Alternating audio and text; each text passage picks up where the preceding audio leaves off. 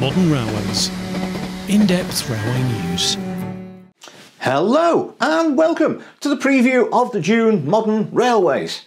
I'm recording this on a momentous day, the opening of Crossrail.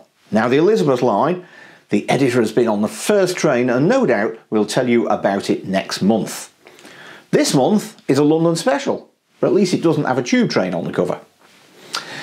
It's not all Crossrail, sorry, Elizabeth line either.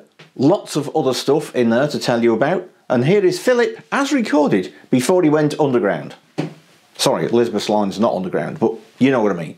Okay, Philip, over to you. Thanks Ian, and hello everyone. Great to be with you again for the June issue of Modern Railways. It's another bumper issue with lots to commend it. Yeah, it's a London special. We did Crossrail last month, so it's not all about Crossrail. Of course, we do report on the opening of the line.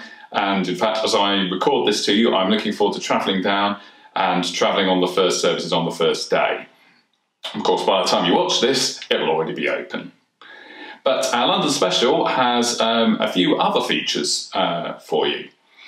First of all, we report on the bank station upgrade. So this is a project which reached an important milestone in the middle of May with the reopening of the bank branch of the Northern Line with a new southbound platform at Bank Station and a new passenger concourse open. But that's not the end of that project. There's more to do before the end of the year. So we provide an update on what's been done and what's still to come.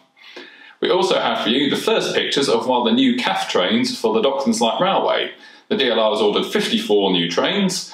They're being built out in Spain, where the first couple are currently on test, and there's a major rebuild of the depot at Beckton as well. So we're going to have a progress update on all of that. We also have a progress update on the new trains for the Piccadilly Line, which are being built by Siemens, initially in Vienna, but then later at their new factory in Gaul. And we have an update on Stratford Station. So this is one of the busiest stations in London. It's the busiest non-terminal station in London. I was there a couple of weeks ago, and I was really quite taken aback by just how busy it is, even during the post-COVID rebuild. So there are some schemes being developed by Network Rail. They're still at quite early stages, but they're being developed nonetheless to improve capacity there. So we have a very interesting report on that.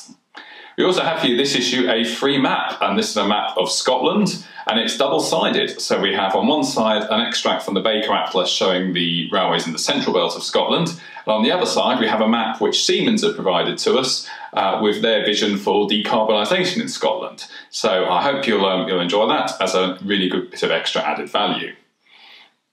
On the news front, aside from Crossrail, there's been lots of interesting things to report.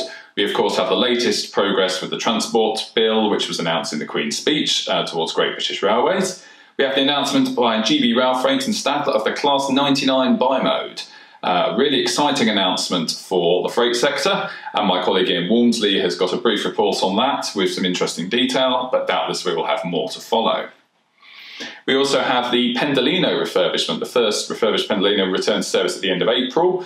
I went to take a look at it, and my colleague Tony Miles went up to Olsen's Witness Plant, so we've got a detailed report about the key features of that.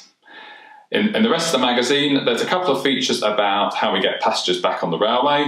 Nigel G. Harris of the Railway Consultancy has postulated that cutting services is not a good idea at this point, and we need to maintain frequent services in order to encourage passengers to travel. And Transport Focus Chief Executive Anthony Smith has given us a summary of their latest passenger data in terms of what the priorities need to be in getting passengers back on the railways. And we also have Roger Ford's latest retrospective on the 1980s, a very busy decade with lots to report. And these retrospectives are always very interesting, so I hope you're enjoying them. And we have the preview of our entries for the Innovation Awards, our event which we'll be holding on the 1st of July.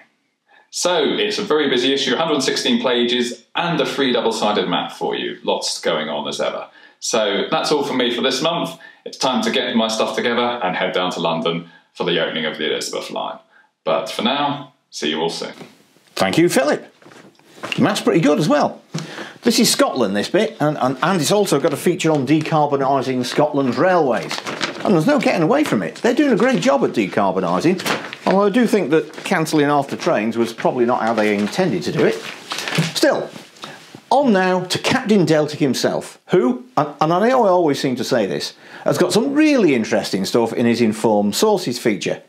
He does very well at keeping his temper as absurd pseudo-tech is put before him to patiently explain the basic physics. Oh, and we need to get used to what is clearly a secret UK policy. ABE. Anything but electrification.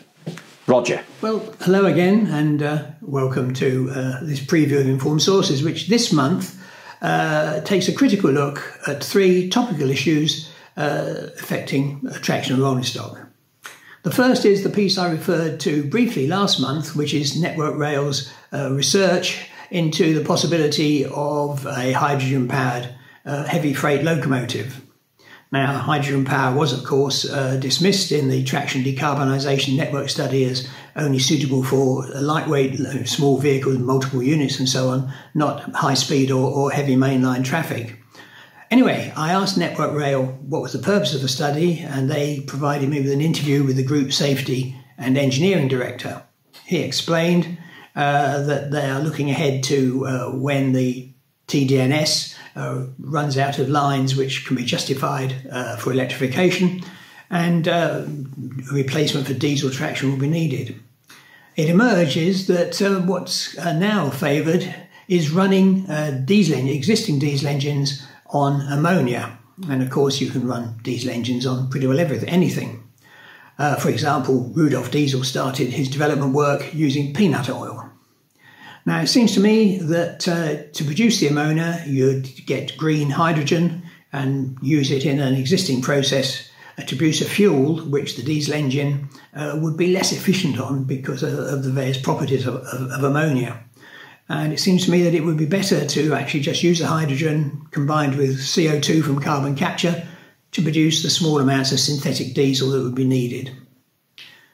Moving on, the next item is a follow-on to the Rail Accident Investigation branch into the Carmont derailment, where they concluded that the performance might have been better in terms of safety had the Mark III coach included various modern crashworthiness devices introduced since 1994.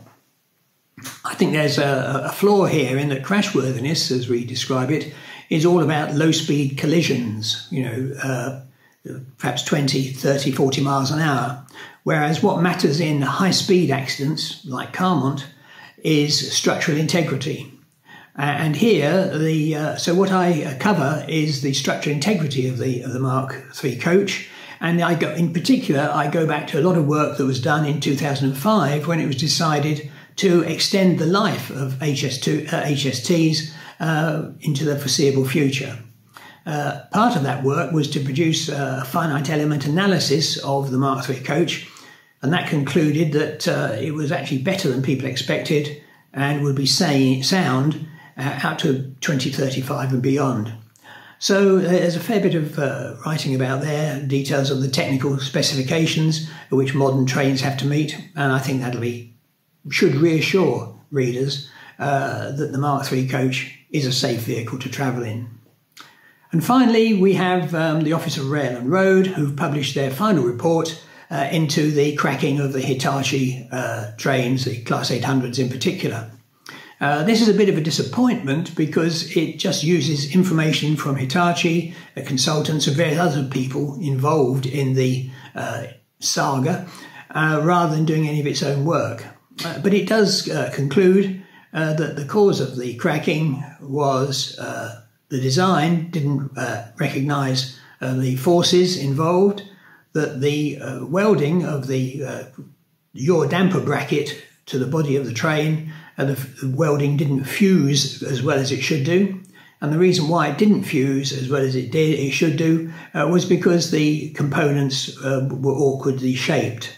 And of course, it was also using Series 7000 aluminium, which is noted for having problems.